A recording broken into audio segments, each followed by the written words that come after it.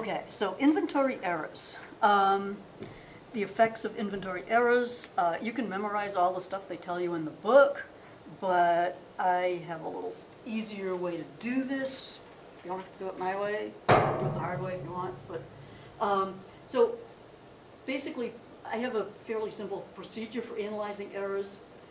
One thing is, if you've got more than one error, you have to analyze each year separately. But if you use the basic relationships, you don't really have to memorize all the different impacts because you can kind of figure them out. So in this example, the ending inventory is understated in year 1. Okay, so what impact is that going to have? So the way I do this is I just kind of set it up. So here you've got year 1, and so it says your ending inventory was understated. So these are the numbers here. And so I just say, okay, so your ending inventory was too low. All right? So if your ending inventory was too low, that means your cost of goods sold must have been too high. Right? Think about it. It's true.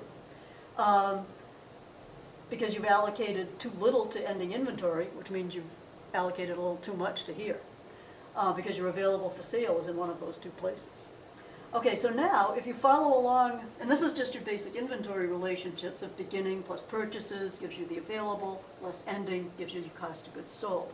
So you know that if your ending inventory is too low, then your cost of goods sold must have been too high. Okay, now you go down to your next set of relationships of your sales less cost of goods sold gives you your gross profit, then you get your operating expenses and net income. So if your cost of goods sold was too high, that means your your gross profit was too low. It also means your net income was too low. All right? And then if you want the balance sheet impacts, you can take this a little bit further and say, oh yeah, so okay, our inventory is too low. That was the ending inventory. Our retained earnings is going to be too low because our net income was too low.